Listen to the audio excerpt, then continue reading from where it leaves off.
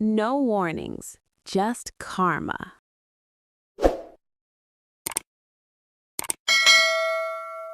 The dining table was set like a celebration.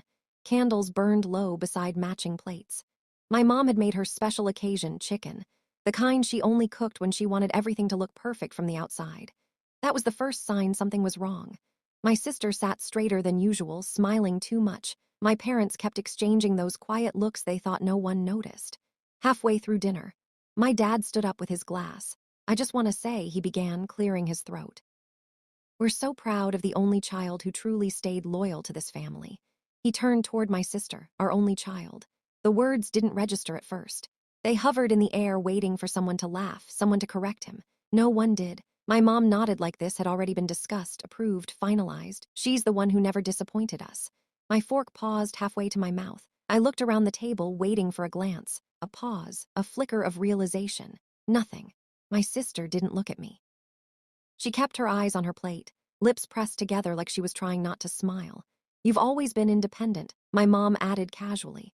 "You don't really need us the way she does." Independent, their favorite word for disposable. 14 years of birthdays I planned.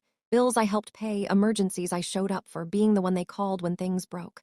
When money ran thin, when my sister needed space. Erased in 2 sentences, something shifted in my chest, not anger, not sadness, clarity. I stood up slowly. My chair scraped against the floor loud enough that everyone finally looked at me. My dad frowned. "Sit down. Don't make this dramatic." I didn't raise my voice. I didn't cry. I didn't argue. I just said, "You're right." Silence fell heavier than the plates. "You only have one child," I continued. Tonight made that very clear. My mom opened her mouth, then closed it again. I reached into my bag and placed my phone on the table, screen facing up. Notifications lit it every few seconds. Missed calls. Bank alerts. Messages marked urgent. "All those times you said family helps family," I said, pushing the phone toward them. "You were talking to me." I picked up my coat. "But I won't confuse roles anymore." My dad stood. "What are you talking about?" I looked him straight in the eye for the first time in years. "We'll find out." I walked out before anyone could stop me. Behind me, a glass shattered. No one followed. And that's when I knew standing up was the first thing I'd done as my own person. They didn't call that night. I noticed it as I drove home, hands steady on the wheel, heart strangely calm. Normally, my mom would have called before I reached the end of the street to smooth things over, to tell me I misunderstood, to ask me to be the bigger person. Nothing. The first call came the next morning from my dad. I let it ring. Then my sister 3 times in a row, then a message. "You really embarrassed Mom. We were just joking." Joking, that word again. The family shield. Say something cruel, then call it a joke and blame the person who flinched. I didn't reply. By noon, the tone changed. My mom called, voice sweet, too sweet. "Come over, we should talk like adults." I almost laughed. Instead, I sent one text. "There's nothing to talk about. You made it clear last night." 5 minutes later, my dad called again, anger this time. "You don't get to punish us by disappearing." Punish. As if my presence had always been a favor to me, not the other way around. I went to work, tried to focus, failed. My phone buzzed nonstop. Then came the bank alert. "Joint account access removed." I stopped walking. That account had existed since I was 19, opened for family emergencies. My salary went there first. I paid the mortgage from it, utilities, insurance, my parents' medical bills. When my sister needed help, money magically appeared. I'd never questioned it. Family helps family. Apparently, family can also lock you out. I logged into my private account. The one they didn't know about. The one I'd opened quietly 3 years earlier when a friend asked me why I was funding adults who treated me like an obligation. The balance stared back at me. Enough to breathe, enough to walk away. I canceled every automatic payment that night, not in anger, in clarity. That evening, my dad showed up at my apartment. He didn't knock, he pounded. The sound rattled the door like urgency could replace authority. When I opened it, he walked in without waiting to be invited, like he still owned space in my life. "What did you do?" he demanded.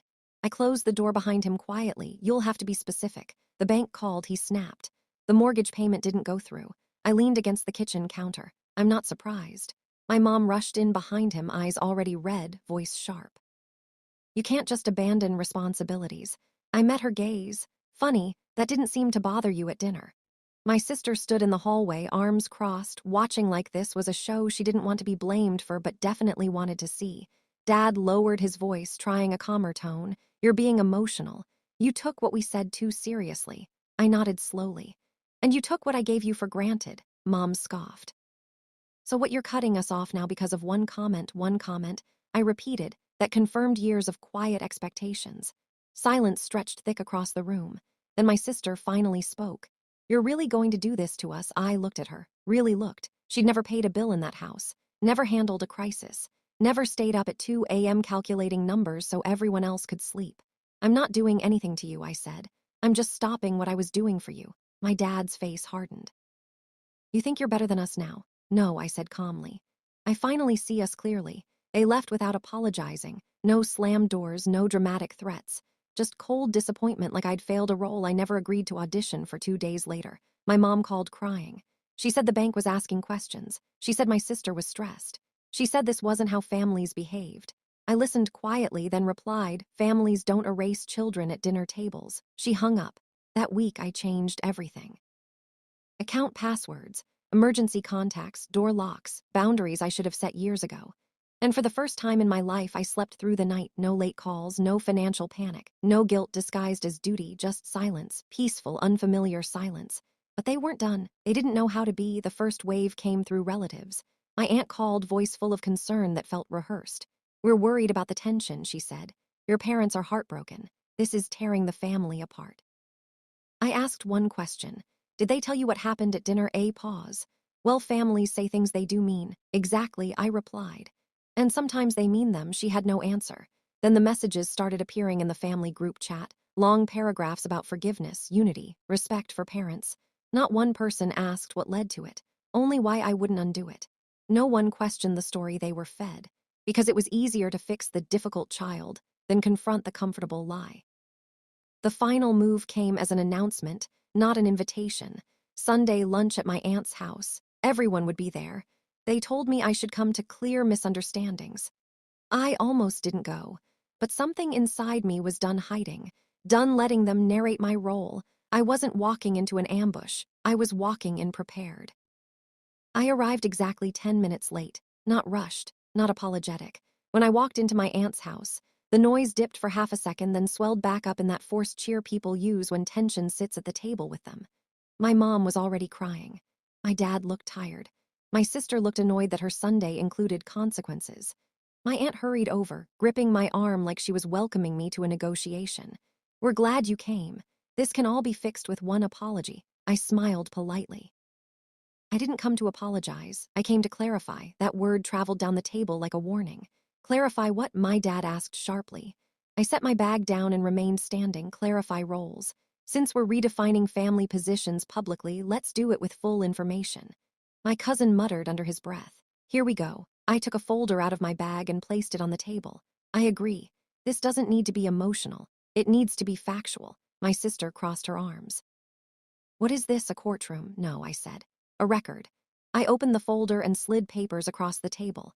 Bank statements, highlighted transfers, dates going back years, mortgage payments, utility bills, insurance premiums, medical expenses, home repairs, emergency deposits, everything funded by me. My aunt leaned forward, confused. What am I looking at? I answered calmly. This is what the non-child contributed to the household that only had one child. Landed hard. My cousin picked up a page. This is thousands. My dad straightened. You chose to help. No one forced you. I nodded, correct.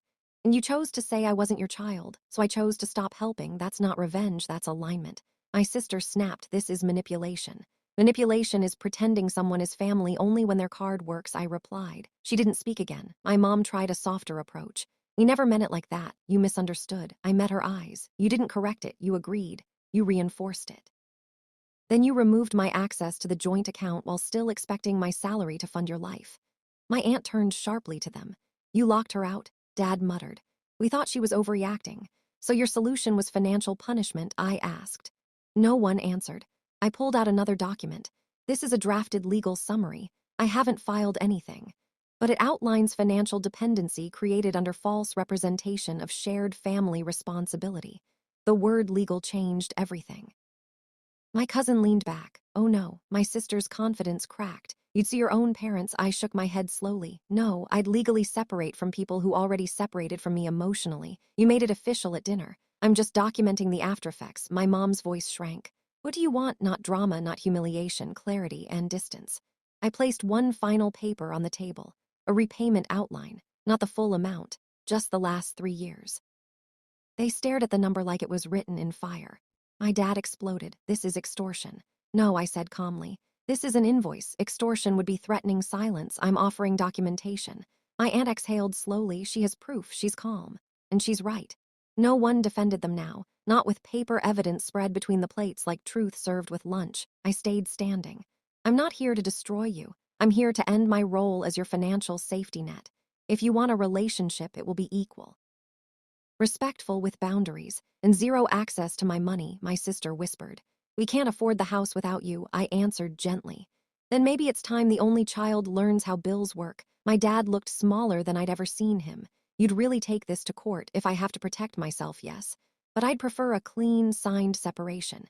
He looked at the papers for a long time, then finally said, "Fine, we'll sign." It wasn't dramatic. There was no shouting. Just the quiet sound of pens scratching across paper as reality replaced entitlement. 2 relatives signed as witnesses. Suddenly, everyone wanted to stay neutral.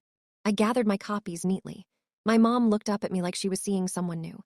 "Can we still talk sometimes?" I paused. "You can call when you want to know how I am, not when you need something." She nodded slowly, like she was learning a language she never bothered to study before. I walked out into the afternoon air, feeling lighter. Not because I won, but because I was no longer carrying people who never carried me. Dinner was the night they erased me.